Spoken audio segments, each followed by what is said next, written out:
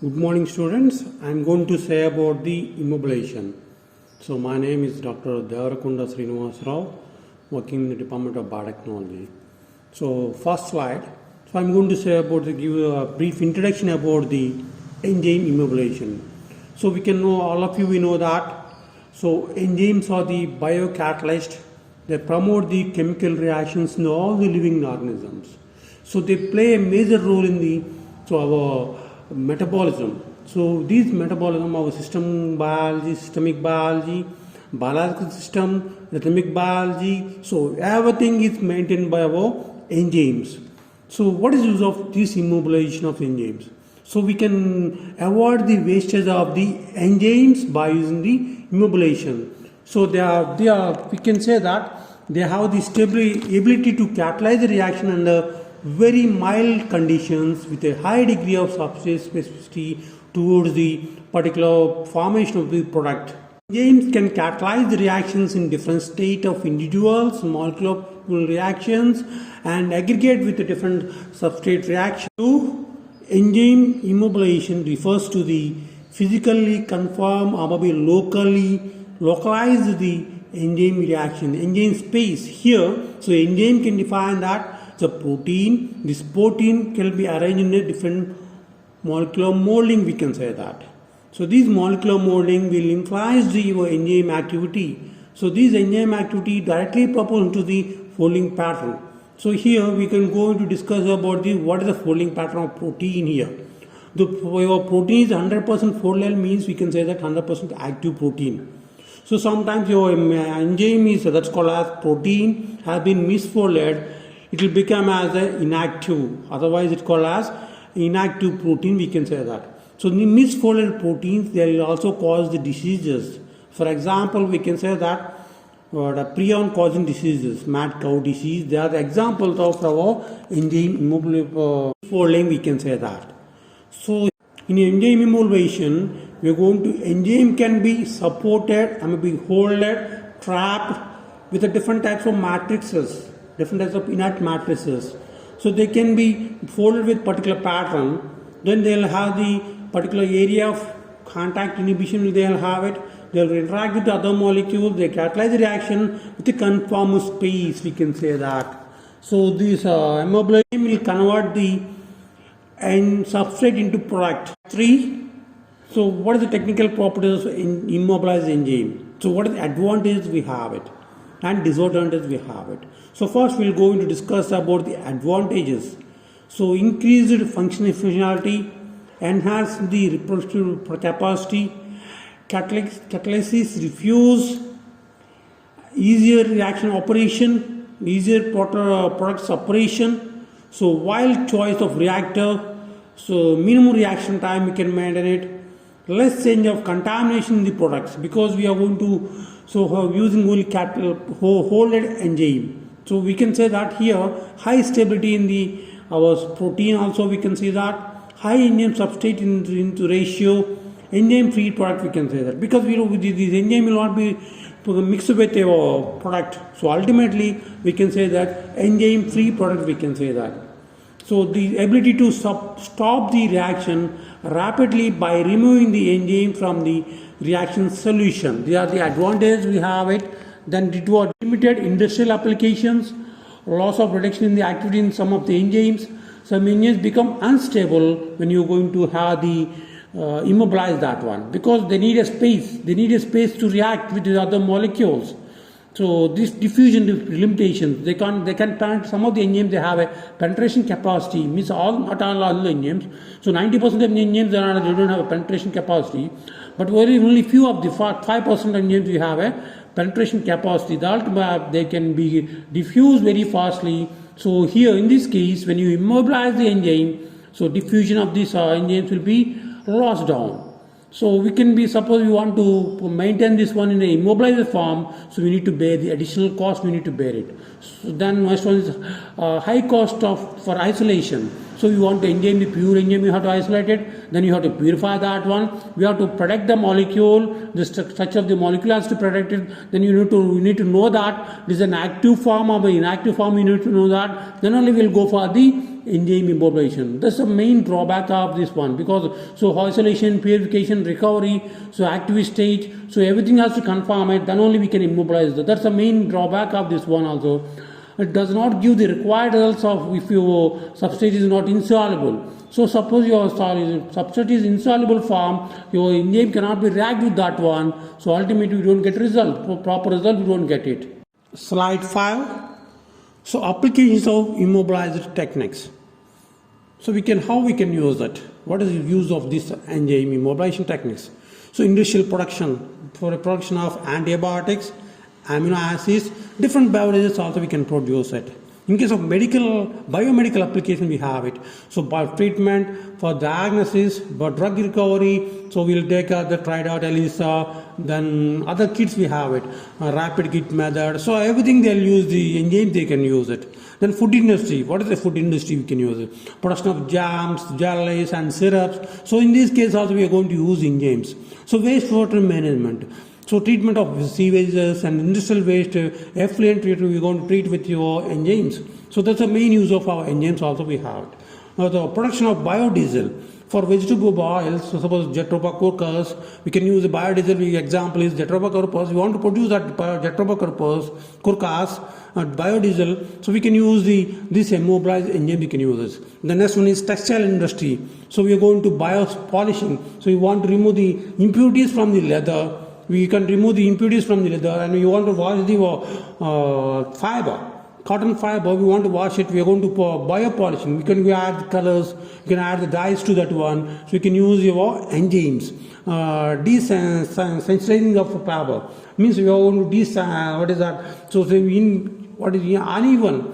So when your fiber is in state of that one, it will be having uneven conditions, means uneven shape and size, we can say that. So sometimes we have a bubble size, so those can be removed. The bubbling nature will be removed in your fabrics by application of these enzymes.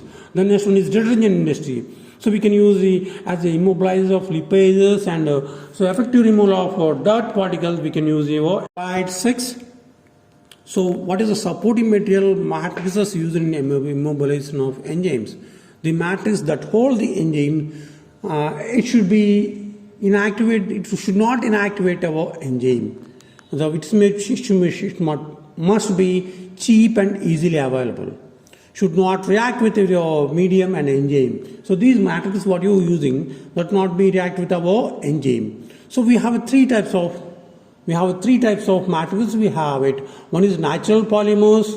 Second one is synthetic polymers, and one is inorganic materials we can use. For example, in case of natural polymers, we can use the alginate, chitosan, chitin, collagen, carrageen, gelatin, cellulose, starch, and pectin we can use it.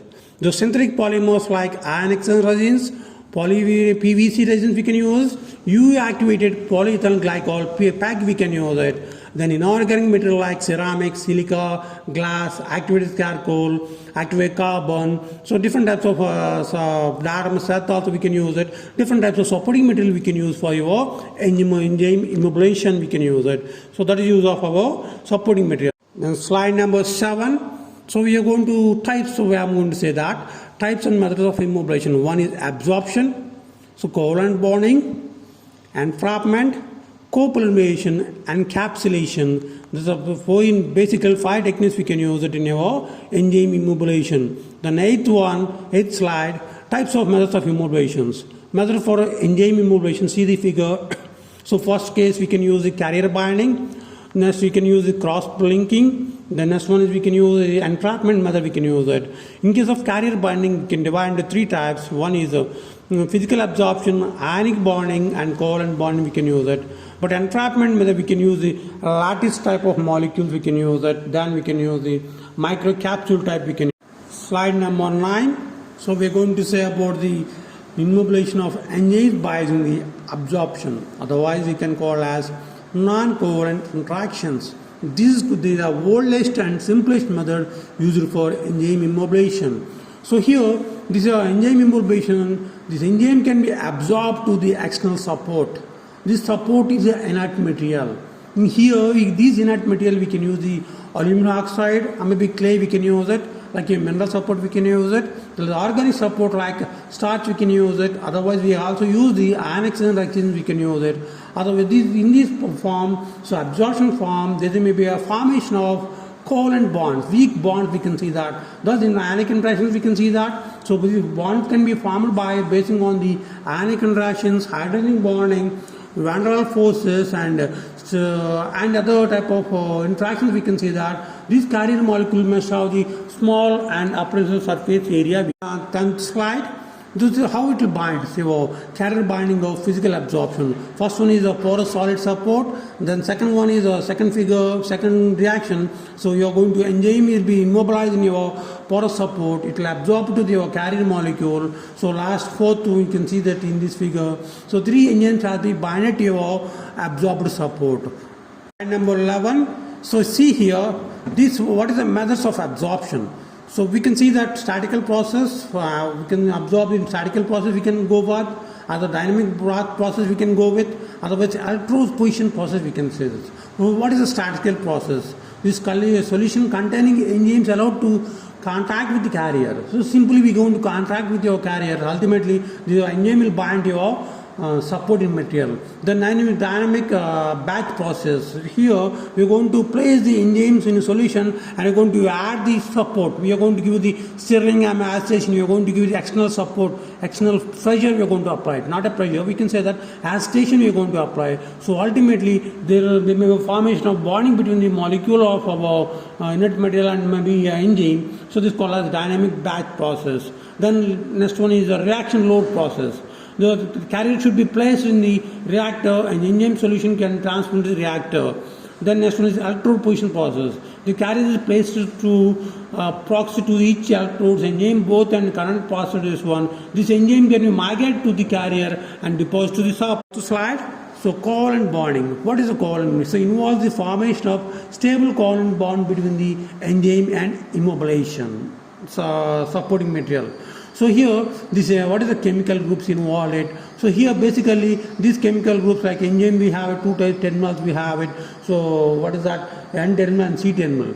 In this one we are going to binding of these chemical groups. We have a grouping reaction of the alpha amino groups of N terminal and hydroxy carboxyl group of alpha carboxyl group of C terminal and thiols and phenol ring. They react with our supporting material. Ultimately they might be a formation of the bonding between the enzyme and supporting material.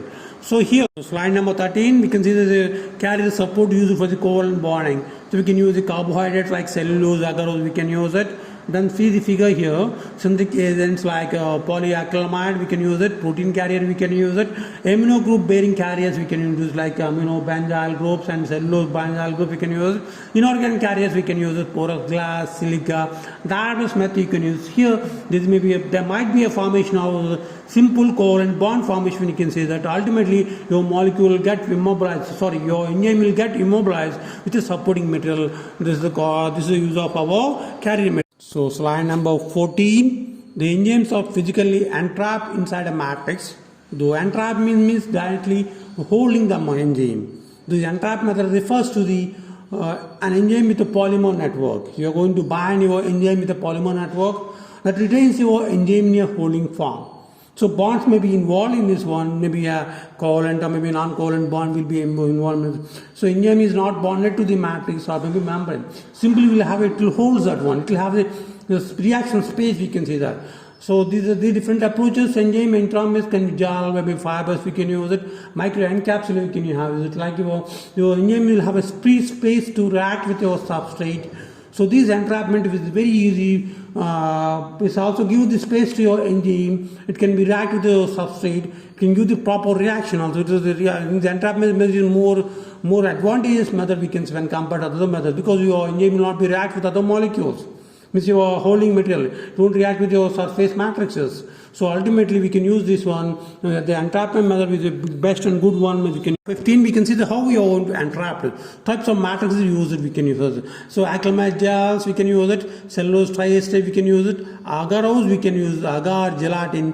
alginate we can use. See here, this is a method of entrapment. We can inclusion in gels, we can prepare the inclusion in fibers, inclusion in microfibers, we can use it. These are methods we can use as the entrapment one method. If we have the whole first figure, we can say with a matrix we can say that entrapment in a matrix we can say that. So entrapment in a droplet we can say that. This is our use of our entrapment method of our enzyme immobilization. Slide number 16. Slide number 17 can discuss about the cross-linking, the co-polymerization. The cross-linking means you're going to bind your enzyme with the cross-linkers. So covalent bond between the various group of enzymes via polyfunctional reagents. No matrix or support are involved in this one. The cheap and simple technique we can use for your enzyme immobilization is cross-linking, but your enzyme is free in a space, in an environment. So widely in commercial applications. So, however, the functional reagents can be denatured by the enzyme. Sometimes your enzyme can be denatured because it won't have an entrapment with other molecules. So, it is a cross-linking is a very good one, but it will be easy to use. Number 18, encapsulation. So, here the enzymes can be capsulated.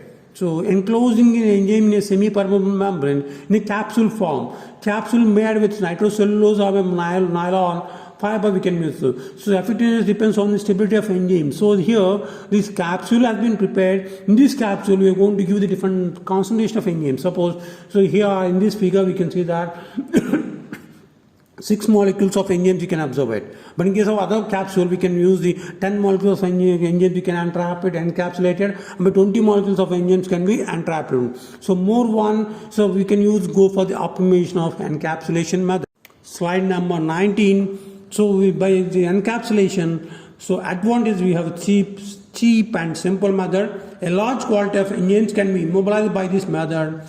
The pore size limitation we can see that when you have the increase pore size, ultimately your enzyme come out from your encapsule.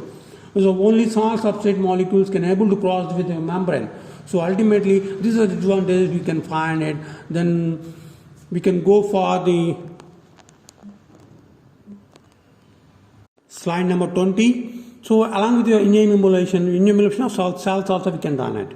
So we can here, so suppose you want to use multiple enzymes you want in your reaction. So ultimately we can take the cells can be immobilized. So multiple enzymes can be introduced in a single step. Extraction purification of enzyme is not required. So enzyme remains stable for a long period of time. So novel conformation of enzyme is maintained here. Can be used to the immobilization of mitochondria, chloroplast also. We can use here the cells and cell organelles can be immobilized here. So we can study what is the characteristics of enzymes also and what is the characteristics of cells and cell organelles. Cell organelles we can study that one. So how your mitochondria, how is chloroplast is working. So we can see that by using this immobilization technique. But we have disadvantages we have it. So concentration of enzyme is very less here. Then production of unwanted enzymes also products, you can see this here. Modification can be used other than this. Whole cell, slide number 22. For whole cell, what is the methods of whole cell immobilization? Methods of cell immobilization are same as the enzyme immobilization, that includes absorption, covalent bonding, cell-to-cell cross-linking, encapsulation, and entrapment. Slide number 23, it will give this brief introduction, brief description about how we are going to cells, how we are going to immobilize the cells. We can give this here. So we have methods are shown here: absorption, covalent bonding, cross-linking, and entrapment. Then supporting material we have given that. Gelatin we can use for lactobacillus for lactic acid production, porous glass for Saccharomyces, production of ethanol, cotton fiber for German glucose, ethanol, DE cellulose we can use for the production of steroid conversion, then cellulose and cyanuric acid chloride for the production of ethanol, titanium oxide for the production of ethanol, vinegar we can use it, glutaraldehyde we can use for the formic acid production, fumaric acid production, aluminum alginate and sodium alginate we can use for the phenol degradation, calcium alginate we can use for the ethanol production. We can use it. These are the methods we can use for your enzyme immobilization. it's briefly I can say that. So here we can immobilize these cells, we can immobilize the enzymes, and we can immobilize some of the organs also we can immobilize. So finally we can conclude that so this enzyme immobilization is very useful for the reaction, fermentation and beverage industry. So we don't have the wastage of these enzymes, we can finally conclude that. So last slide 24 we can see here we can use these references in the further application of further reading of enzyme immobilization.